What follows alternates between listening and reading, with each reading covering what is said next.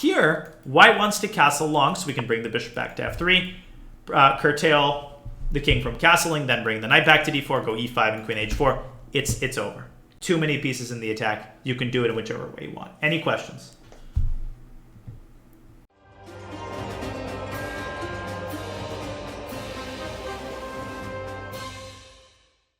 Here we go. Karolewsk. And let's play another Sicilian. d3. Another semi-passive move, which is not particularly terrible, especially if white combines it with fianchettoing the bishop. But if white doesn't, then it's very, very passive. So, you're welcome, Star Polemic CEO. So what should we do here? Nothing special. We should just continue developing as normal.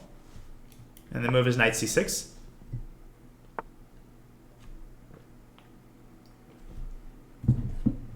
All right. Knight c3. How should we proceed in this position? There's a couple of good setups. All of them are good. It often depends on the type of Sicilian you play against the open Sicilian. The most classic method here is to fianchetto the bishop. Fianchettoing the bishop clamps down on the square. You'll see how that like 5 pieces have control over d4. Fianchettoing is awesome here. The alternative thing we could do is go e6 and d5, something I taught to Charlie, just occupying the center with pawns. But I like fianchettoing. I feel like that's a little bit more in the Sicilian spirit. Thank you, Rapangji, for the tier 1.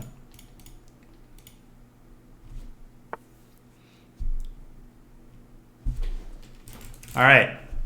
So knight f3, we fianchetto the bishop. Mr. Hot Sauce, it's not a bad opening to play. Bishop d2. He continues to develop very passively. This is the well, there's no name for this specific sequence of moves, but when you put this knight on e7, it's called the Botvinnik setup. We don't need to do that here. Let's go d6 and then develop our knight and sort of put on an accelerated dragon setup, but of course in an improved version, because look at how passively he's developed his pieces. Once chess happens, thank you so much. Appreciate it. Queen e2. So he's taking the basketball and he's telegraphing the pass. What do you think he wants? What is he going to do on the next move, very likely?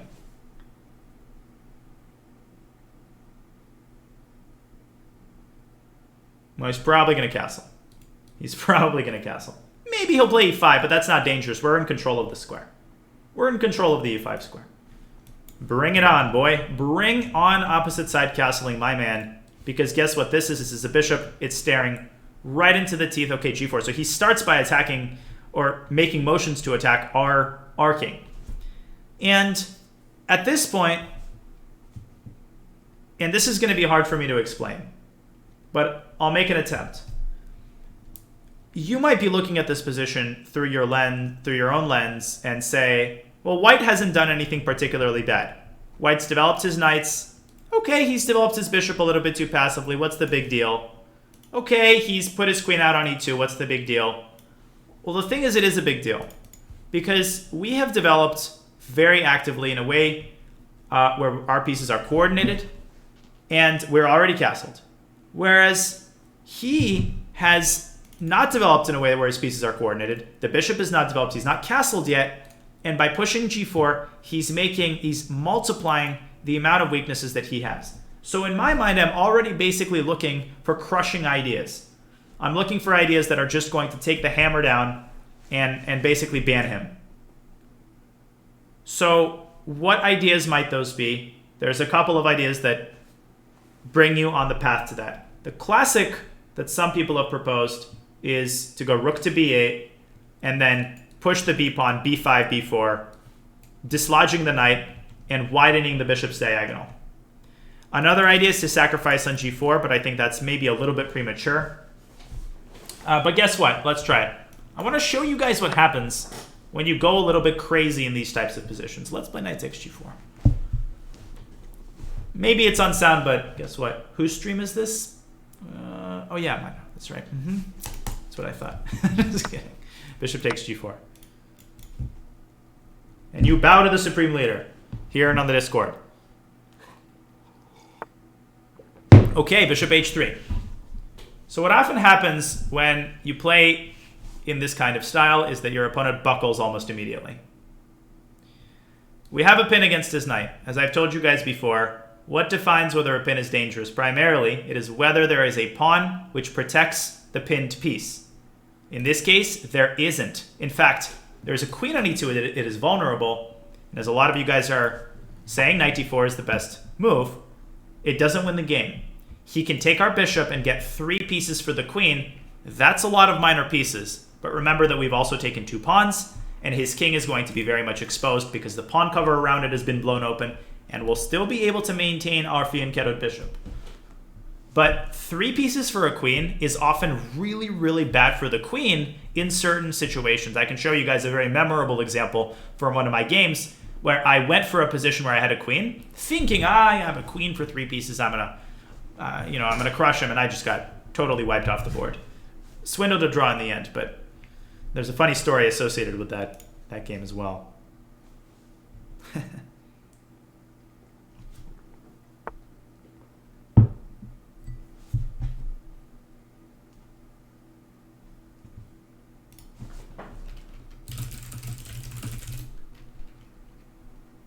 All right, I made temporary mods, guys. I'll unmod respectfully people I modded to control the revolts, the coup d'état.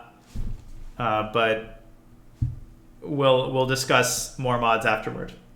All right, queen to d1, and our opponent is not able to deal with the situation. He prioritizes the queen, which is a very typical mistake. Very typical mistake. At this level, where people, the concept of losing a queen is so scary that they don't properly weigh the pros and cons of giving up the queen for 3 pieces versus moving the queen away but losing a bunch of other pieces. So, should we take with the knight or should we take with the bishop?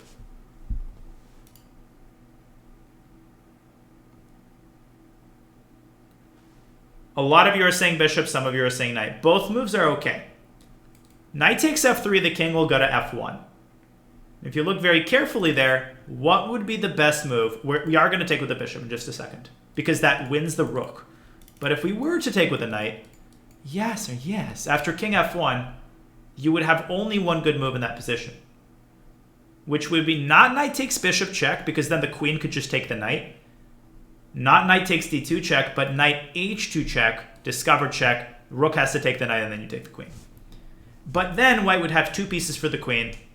It's not sufficient, but at least it's something. A full rook is generally going to be better than 2 pieces for the queen, although both are totally winning. I hope that makes sense. Let's take the rook. And in addition, we keep our pieces on their dominant squares. I think this might just this might lead to checkmate even faster. He might try to go here, so be prepared to see this move. Bishop f4. All right, how do we finish this game as fast as possible? Well, we need to think logically about what's missing here. And there's a couple of ways to approach this. We can ask ourselves, which pieces can we involve in the direct attack against the king? And if we ask ourselves that question directly, we might notice, as some of you are, that perhaps the queen could be made to come to h4 by pushing the e-pawn. But we don't even need that. You might also notice that the rook on f8 would be a phenomenal attacker were the f-file to open up. Let's open up the f-file. Now, should you be worried about the black king getting weakened here?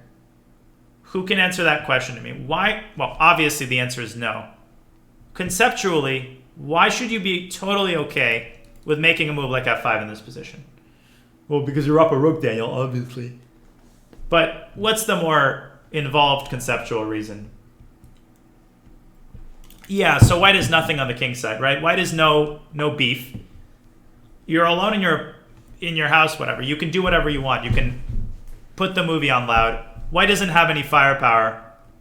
And in addition to that, you're still keeping the fundamental integrity of your kingside protection. This just isn't a big deal. What is a big deal is the fact that we're winning the queen and winning the game. And he resigns. Good game. Well, this guy had the Joker avatar. All right. Thank you, Theridius, for the tier 1. Let's look at the game. c5, d3. Thank you, Amanda. I appreciate it. Knight c6. All right. So the best way for white to handle the situation is to play g3 and transpose into what's called the closed Sicilian defense. Perhaps some of you play it. You fianchetto the bishop, and the point of the closed Sicilian is that you don't play d4. That's why it's the closed. The center remains largely closed. It's a viable anti-Sicilian. I used to play it. And this would at least bring white into a tenable position. But the moment he played knight f3, things start going downhill. Bishop d2, too passive.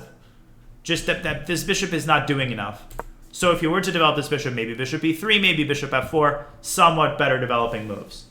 All right, d6, h3. Well, the open is considered to be a more principled line, right? It's a better chance at an advantage than the closed Sicilian. But at a lower level, there should be no reason why the open is the most popular. I would say the Alapin, the closed, they should be more heavily prioritized by beginners, intermediate players than the open Sicilian. Okay? So knight f6 and queen e2 is asking for trouble, right? Now, why is it that black should be so happy to see the move castles long? Well, how should we consider this? How should we think about this, rather? We have this bishop on g7. The bishop is aiming at the b2 pawn. There's a lot of BS that's sitting on this diagonal, but we'll take care of it. What do we need to do in this position to jumpstart black's attack as quickly as possible? Well, let's think logically. If b2 is going to be the pawn that ultimately we pile up on, how are we going to do that? Well, we might want to open up the b file. So there's a move which meets all of our goals, and that's b5. We don't need to prepare this move. We can play it immediately. If he doesn't take the pawn, then we go b4, dislodge the knight, then follow up with queen a5. If he does take the pawn, we follow with rook b8. We've opened the file. The knight has to move back. If white tries to support the knight, we can simply chase it away with a6, right? Let's assume that white moves immediately.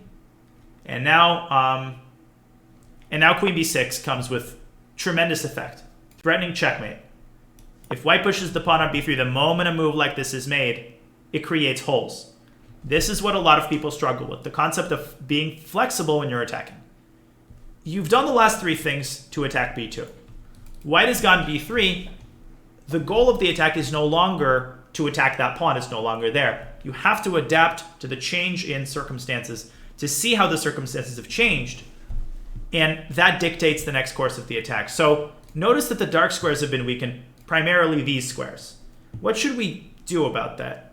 What move would allow us to exploit that? So c4 would be unnecessary. You don't have to rip open the position further. White could play d takes c4.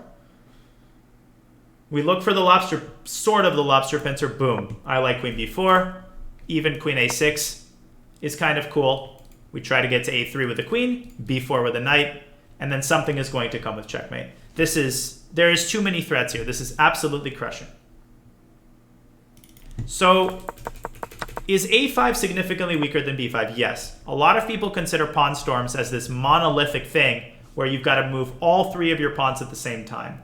And I think where this comes from is you see a lot of games in the Najdorf, for instance, Sicilians, where white is doing this kind of thing, and you're assuming that in any position you have to push two of your pawns at once. But that's not always true. Because if you play a5, what's going to happen? Well, what is white going to do in this position?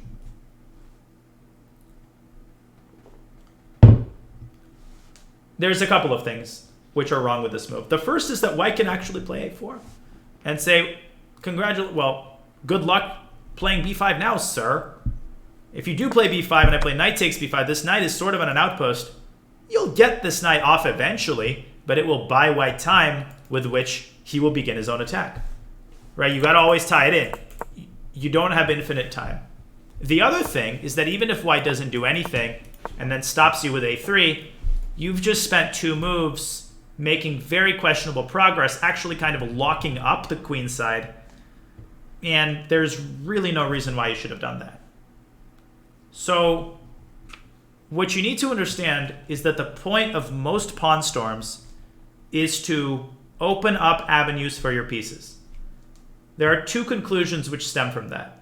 The first is pawn storms are sometimes unnecessary. There are situations where you already have so many pieces in the attack that you simply do not need to advance a pawn. You can use your pieces in the capacity of pawns. You can sacrifice a piece to open up the pawn structure around your opponent's king rather than using your pawns. That can be a better use of time. Or if you are using your pawns, you don't always have to advance them in pairs. You can advance just one pawn. You can sacrifice a pawn. It's not about, advancing 2 or 3 pawns in synchrony. Remember that your end goal is usually to rip open your opponent's king. I know that was a whole speech, but this is very often misunderstood. A lot of my students, when we start going over attacks, and it's interesting for me to see this, they will always attack and try to attack in the same way. First, they'll start with a pawn storm, and the pawn storm looks exactly the same way. A lot of people here would propose a move like a5 or a6 and b5, which is understandable, but you got to be flexible with pawn storms. All right. If the knight doesn't take b5, then you go b4, and then a move like queen a5 would be devastating because this pawn is not easy to defend. And after a3, black has many good moves. Can you guys spot a particularly sexy move here? Well, attacking is one of the hardest skills to master. Attacking properly is a lifelong journey. The move is b takes a3, ladies and gentlemen. The move is b takes a3. You're like, what? Bishop takes queen. You're blundering your queen, but this pawn comes out to a2. Ladies and gentlemen, how are you stopping a1 queen, after which that newly promoted queen is going to be in a beautiful position? It's going to have an apartment in central Manhattan from where it can attack b2 to its heart's content. All right, good. Let's turn to the game itself. Now, when we do this, the immediate threat is d4. So how should white respond in this position? The actual correct move here, well, it's hard to find. I think the correct move is quite hard to understand why it's good, because it doesn't directly stop knight d4. It doesn't directly stop knight d4, but it takes the sting out of it. Yes, Theridius, absolutely. In just a second. The tempting move is queen e3. But after queen e3, knight d4, you're in a tough spot. Black is threatening 2 things at once. Takes, forking the queen and the knight. Correct move is simply bishop g2. Knight d4, queen d1. And the knight is actually well defended. I'm not sure what's going on here. Perhaps black can play f5 to open the f-file, but I wasn't sure how to evaluate this. So if we check the computer, the eval is... Oh, I can't check the computer because I don't have a premium membership here. So it's double-edged. I'm not entirely sure this is sound, but you can see that white can more or less stay alive. How did you sense the knight sack would work? Well, it's pattern recognition. I've seen this kind of sack a million times. Where do I see it a million times? Particularly in openings like the Italian. I'm sure you guys have seen this. Bear with me I'm sure a lot of you have seen this before. And it's all about transferring the patterns. Have you seen a position like this before? Knight takes g4, same concept. This knight is not defended by a pawn. Same types of threats like queen f6 and knight d4 come in. White can do the same thing in many positions. So it's actually not that much different. It's just that it's you do this for a different reason, but the mechanism is the same. This knight is vulnerable. Black's pieces are very strong, so that makes the pin even stronger. And after bishop h3, knight d4, he should have taken on d4, which leads to a position like this. 3 pieces for a queen and 2 pawns. Black is better, but the game continues here. Let me quickly explain passive development. Yeah, alternative to knight takes g4. Rook b8 and b5, b4, same plan as before, would have been great. d5 striking in the center would have been a good idea. Knight d4 is interesting too. Lots of possible moves here. I would have probably played rook b8 in a classical game. All right. So what does the word passive mean in a chess context? It's another one of those wishy-washy terms which doesn't have a very clear definition. Also, it's not always bad. It has a negative connotation. It shouldn't always have a negative connotation because sometimes you have to play passively. So passive and active, right? It's more that you have a mental picture of what an active move looks like. A move that does a lot of stuff. An active piece is a piece that has a lot of good rolls. A passive piece is a piece that's sort of crouching near the corner of the board or near the first ranks. without much justification. So this bishop is a great example of a passive piece, in conjunction particularly with the fact that the other bishop is restricted by the pawn. So literally, black's pieces are controlling so much more real estate in the center than white's pieces are. I hope that kind of makes sense.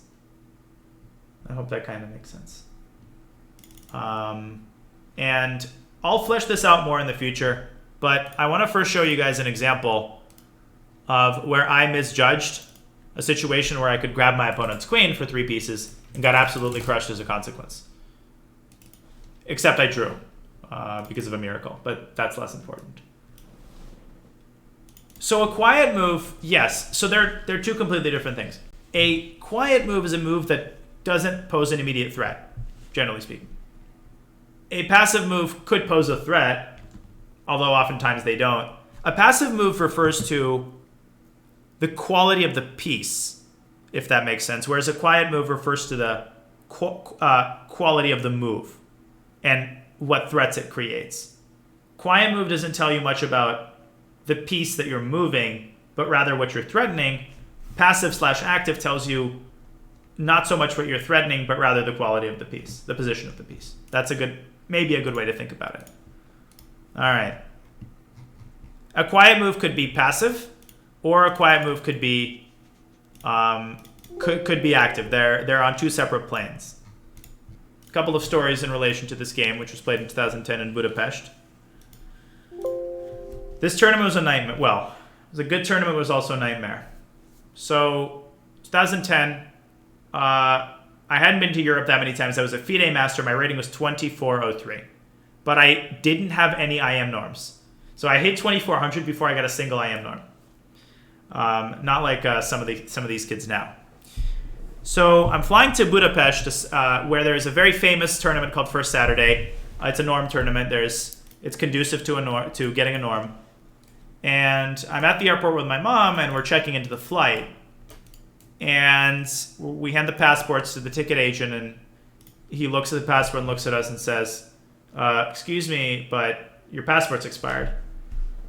Oh my God. And this is 3 hours before the flight to Hungary and 2 days before the tournament starts. So because of the stricter requirements, we had to go to the passport agency, cancel the flight, spend the entire day at the passport agency, then fly into the tournament literally on the same day of the first round, the morning of the first round. And this is a 14-hour journey, so I'm absolutely exhausted. I somehow draw the first game against a strong IM, and I play the best tournament of my life. I beat everybody. I gain an IM norm with 2 rounds to spare. I gain you only need to play 9 games for an IM norm, and as you can see, this is round 11. So after 9 rounds, I had an IM norm. I drew the 10th game, and 11th game, I'm playing to win the tournament. And I'm playing Grandmaster Fogarashi. I need to draw the game to win the tournament. So I'm preparing before the round. I have some iced tea, sweet iced tea that I'm drinking while preparing. And of course, the iced tea is spilled all over the keyboard of my laptop. This is right before the game. So I'm freaking out, but I have to go to the game. So I play this game with a laptop in the back of my head. The laptop was fine in the end, but it was quite the experience. Anyways, so this is a Najdorf, and already in this position, I decided to play the move b5. And this is a typical Najdorf move, except if you have a keen eye, you might notice that it allows an x-ray against the rook, which white immediately exploits by playing e5. Does this win the game? Well, it might seem that way because it attacks the knight, it attacks the rook, but what's the catch here? What does black have in this position? This actually constitutes a typical idea in these Sicilians. This is not unusual. Bishop b7. Developing, counterattacking the queen. I'm doing great. I thought we're fine. What do you think my opponent did in this position? This is actually very bad for black. Oops, wrong cup.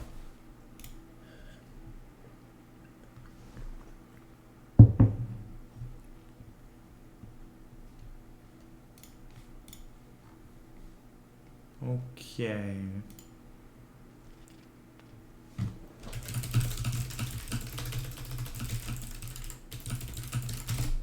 All right, so the move is he takes f6. Wait a second, he's blundering his queen. Well, let's think a little bit further. Bishop f3. Boom. Attacking the rook. Boom, boom. So we have a position where white has 3 pieces for the queen. But look at the state of black's king. I can't castle this way. I can castle this way, but I've already pushed these pawns out. So, and I can remain in the center, but the e-file is a semi-open file.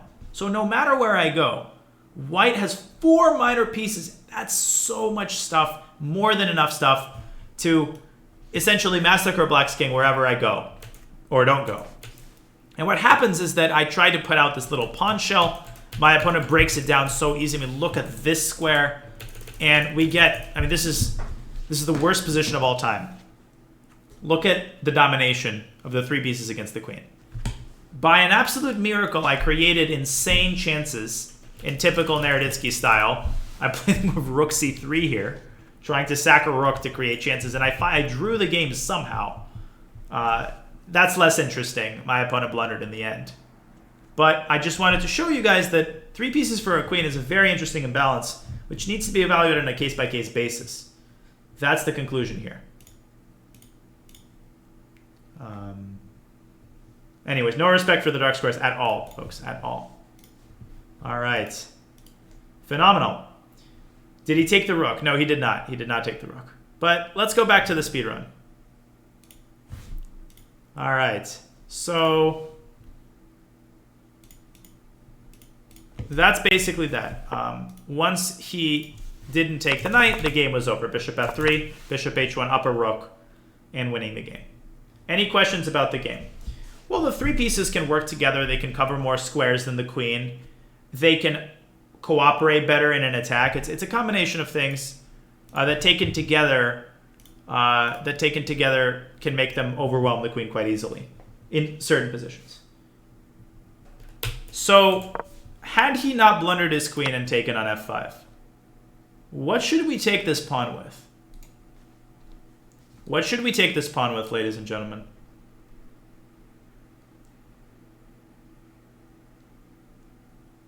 The knight. The knight, because we want to open the f-file. And it's okay to bring the knight back temporarily. We'll bring it back to d4 later, and we'll have the f-file open. All right, and we can then play e5. So let's say white plays queen d2. Now we go... here, white wants to castle long, so we can bring the bishop back to f3, curtail the king from castling, then bring the knight back to d4, go e5 and queen h4. It's over. Too many pieces in the attack. You can do it in whichever way you want. Any questions?